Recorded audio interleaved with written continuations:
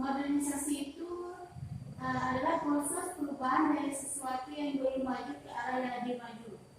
Ya, proses yang belum maju hingga ke yang maju. Terus perhatikan, proses perubahan sosial itu dapat terjadi melalui yang pertama divisi, yaitu proses penyebaran unsur-unsur kebudayaan.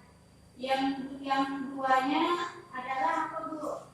Akulturasi, yaitu proses sosial yang timbul apabila suatu kelompok manusia dengan suatu kebudayaan tertentu dihadapkan dengan unsur kebudayaan. Yang ketiganya itu asimilasi, Bu, yaitu proses sosial tingkat lanjut yang timbul apabila terdapat golongan-golongan manusia yang mempunyai latar belakang berbeda. Yang kedepannya saya apa, Bu? Akomodasi, yaitu sebagai suatu keadaan yang menunjuk terciptanya keseimbangan dalam hubungan-hubungan sosial. Kesinambungan masyarakat Indonesia itu yaitu kebudayaan unsur statika dan unsur dinamika, sehingga kesinambungan masyarakat tetap terjaga atau tetap terpertahankan agar masyarakat tidak mengalami perubahan. Itu yang setahu saya, Bu. Nah, ya, jadi modernisasi ini dapat ada 4. Pertama divisi, akulturasi, dan asimilasi. Yang terakhir akomodasi. Masih ingat ya pelajaran minggu lalu? Iya, Bu. Sekarang kita masuk. Sebelum kita masuk, kita akan menjelaskan dulu tujuan pembelajaran kita hari ini. Yang pertama, peserta didik dapat memahami pengertian dan karakteristik globalisasi. Dan yang kedua, peserta didik dapat menjelaskan proses dan faktor pendorong dari globalisasi. Dan yang ketiga, peserta didik dapat memahami teori globalisasi. Yang keempat, peserta didik dapat menganalisis gejala globalisasi yang ada di Indonesia. Dan yang terakhir, peserta didik dapat mengidentifikasikan globalisasi terhadap komunitas lokal. Itulah tujuan pembelajaran kita hari ini. Sekarang kita masuk ya. Ada yang mau buku? Udah kayaknya ada? Ada. Ya. Materi kita pagi hari ini itu tentang globalisasi. Ada yang pernah dengar kata globalisasi? Coba. Kalau menurut saya globalisasi itu bentuknya bulat, seperti bulat, Bu. Globalisasi itu. Baiklah. Oke, itu akan menjelaskan yang pertama dulu tentang pengertian globalisasi.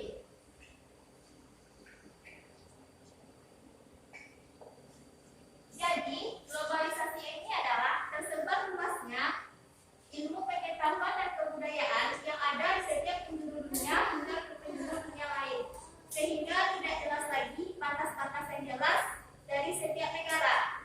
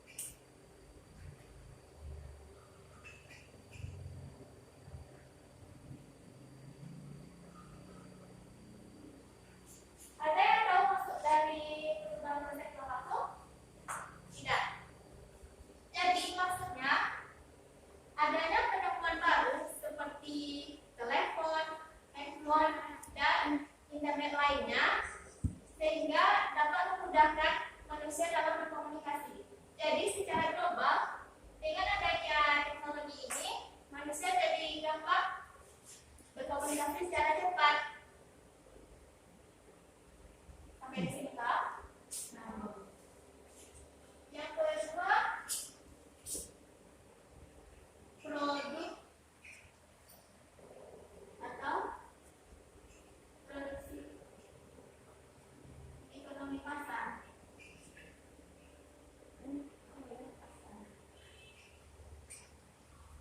Jadi maksudnya di sini, di setiap negara saling ketergantungan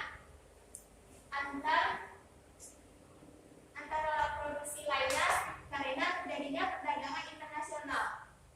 Jadi di setiap negara itu saling ketergantungan dalam produksi lainnya. Seperti Indonesia mendapatkan bahan mentah dan orang luar negeri mengolah. Boleh sini Pak? Nah, yang ketiga, peningkatan produksi peningkatan interaksi kultural melalui media massa. Maksudnya di sini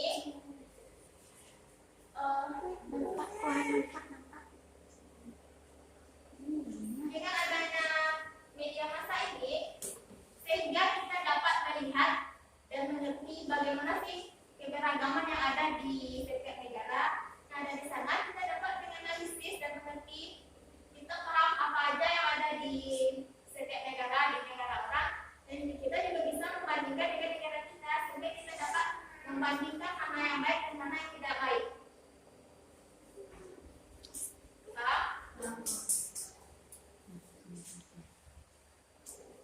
Yang terakhir, peningkatnya permasalahan bersama.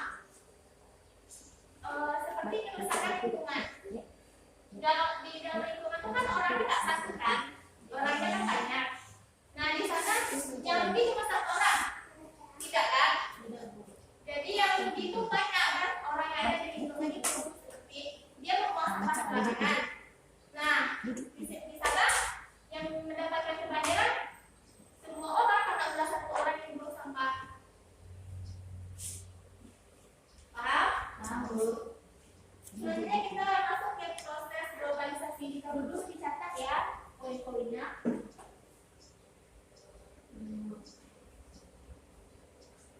Tuh, coba lihat. Ini ada poin-poinnya di sini. Nah, yang terakhir itu proses globalisasi. Masa manusia telah mengenal perdagangan lintas negara atau perdagangan internasional. Nah, itu bersangkutan dengan karakteristik yang kita bahas tadi di karakteristik globalisasi, perdagangan internasional.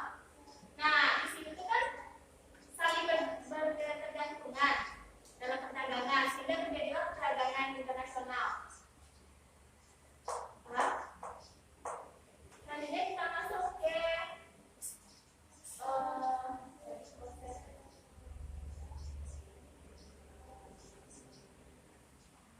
proses penyebaran agama.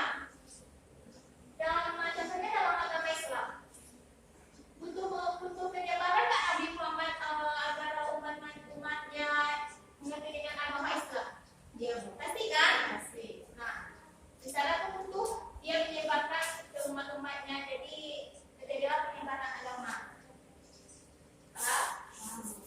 Yang ketiga, tahap perkembangan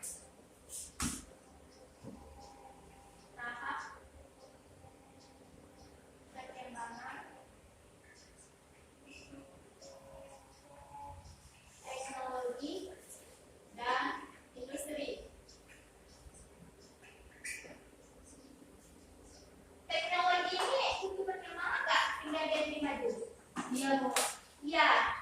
Nah, maka dari itu, misalnya dari teknologi transportasi, dahulunya orang berjalan kaki. Nah, dengan adanya teknologi seperti sepeda motor, sehingga dia memudahkan orang untuk berpergian.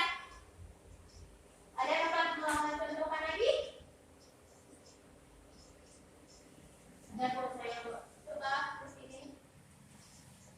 Contohnya dulu masyarakat dulu dia berkomunikasi melalui surat, dan sekarang karena teknologi sudah canggih, dia memakaikan alat elektronik seperti HP, seperti HP atau handphone.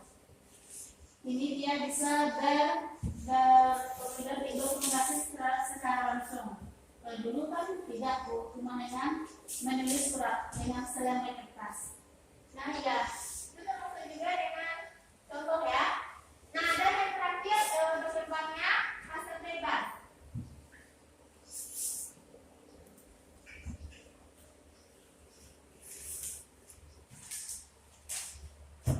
Ada yang tahu maksud dari perkembangan hasil bebas? Hasil bebas. Tahu? Tidak, saya itu menjelaskan. Maksud dari perkembangan pasar bebas, misalnya di pasar yang ada di dekat daerah kita ini, yang boleh masuk kan tidak hanya orang yang pedagang jual daging, pasti banyak bermacam-macam kan orang yang berjualan. Nah itu termasuk juga dengan contoh perdagangan pasar bebas. Bahan pokok makanan itu bermacam-macam, nggak hanya satu. Paham? Nah, sekarang kan Anda sudah mengerti pengertian karakteristik dan proses globalisasi. Nah, sekarang kita masuk ke faktor pendorong globalisasi. Ada yang tahu faktor pendorong globalisasi? Ya, Silakan di sini. faktor pendorong globalisasi itu adalah kemajuan dalam bidang pengetahuan dan teknologi.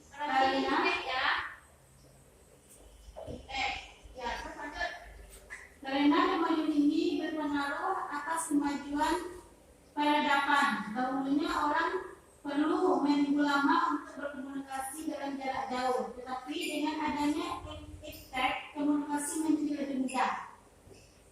Lanjut. Sistem ekonomi terbuka yang dianut oleh banyak negara, artinya proses antar negara menjadi lebih mudah. Terus kedua, migrasi. Terus merebahnya kerjasama antar negara adalah untuk menciptakan kerjasama yang dibutuhkan kepercayaan. Artinya, masyarakat saling percaya dalam menjalankan kerjasama.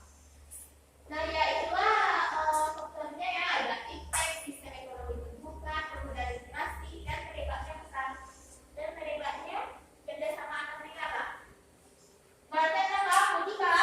Nah, sekarang kita masuk ke teori globalisasi.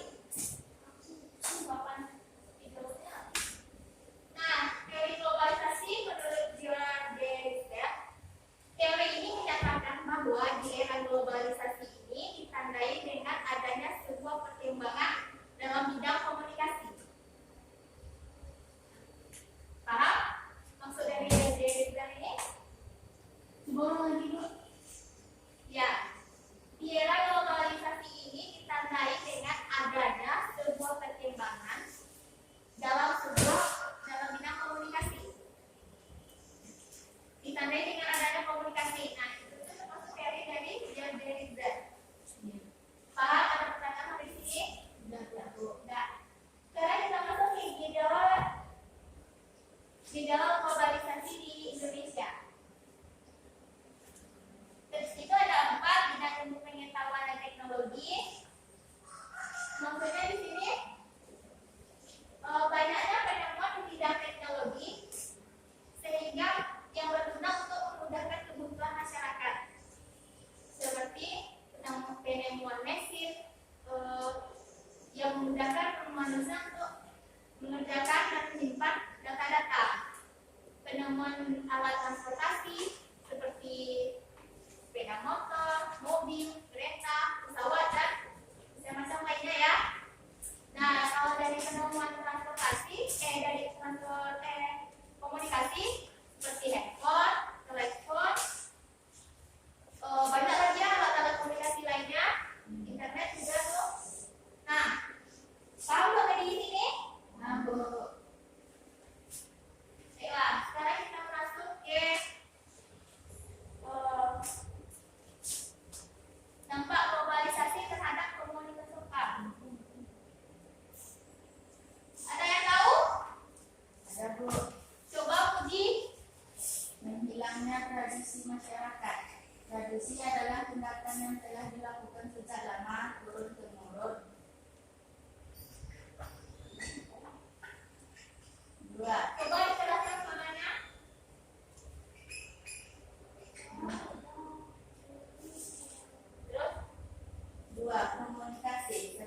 kemajuan teknologi merupakan pendukung globalisasi. 3. Transportasi. Transportasi dapat memudahkan masyarakat dalam menempuh perjalanan. 4. Gaya hidup.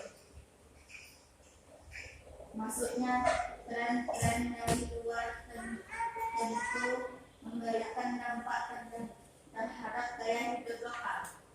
Nah, itulah dari dampak globalisasi yang ada di misalnya di daerah kita ya, di lokal, globalisasi di daerah itu hilangnya tradisi. Nah, ini banyak sekali yang hilangnya tradisi yang ada di daerah sendiri, malah meniru tradisi yang ada di luar, di daerah luar. Nah, komunikasi, ini juga banyak hilangan komunikasi. Transportasi juga ada gaya hidup yang banyak sekali macam-macam gaya hidup dari segi pakaian, dari segi kesenian, kebudayaan dan lain-lain. Sampai di sini Pak?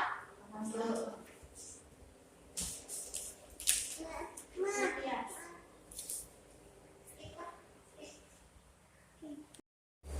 Ibu akan menyiapkan film pendek mengenai globalisasi yang ada di daerah kita ya. Silakan disimak, nanti ibu akan bertanya kepada Anda.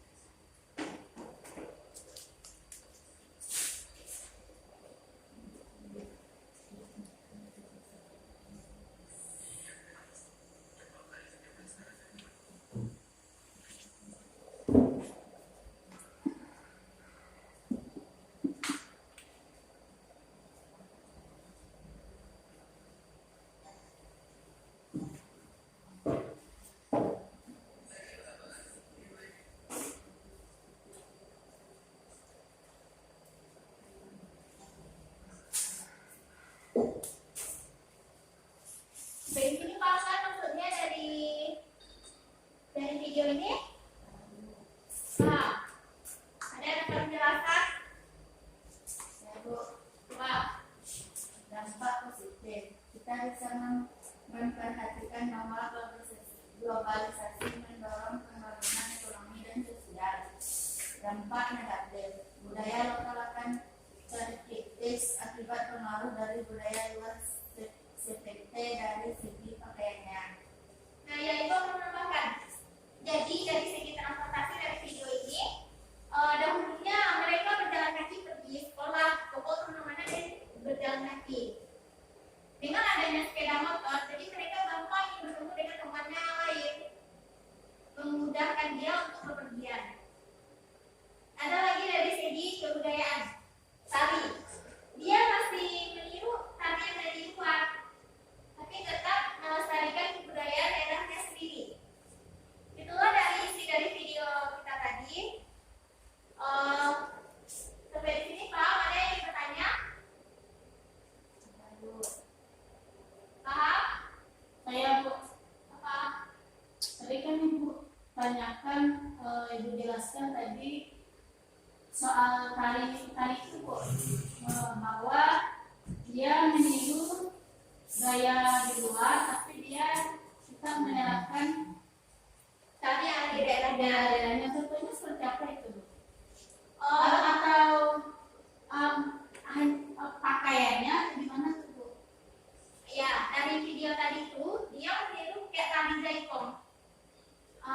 Tapi dia tetap melestarikan kebudayaannya sendiri. Berarti kan sama kayak adanya globalisasi ini kan pengaruh kan.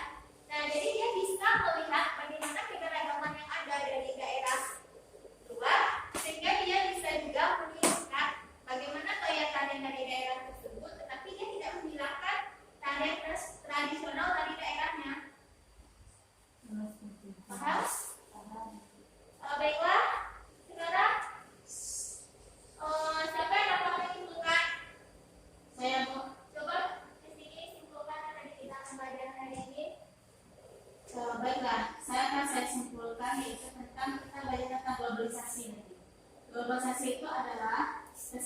luasnya pengaruh ilmu, pengetahuan, dan kebudayaan yang ada di setiap penjuru dunia, sehingga tidak jelas lagi batas dari suatu negara. Karakteristik globalisasi itu ada beberapa, Bu, yaitu perubahan konsep dan ruang waktu. Yang kedua, pasar dan produksi ekonomi. Yang ketiganya adalah peningkatan interaksi kultural melalui perkembangan dunia massa. Setelah itu meningkatnya permasalahan bersama. Gejala globalisasi itu di Indonesia seperti bidang iptek, yang keduanya bidang ekonomi, bidang politik, dan bidang agama. Dampak globalisasi itu tadi yang saya lihat ada dampak yang positif dan negatifnya, Bu. Ya. Yang positifnya adalah mempermudah sarana transportasi informasi. Yang negatifnya adalah budaya lokal akan terkikis akibat pengaruh dunia luar seperti gaya pakaian. Ya. Itu yang saya simpulkan. Jadi anak-anak dapat yang menghubungkan materi kita pada hari ini, di guru saya juga akan bertanya lagi agar Anda ingat materi kita hari ini. Nah, baiklah Ibu, kami informasikan pembelajaran kita buat minggu besok.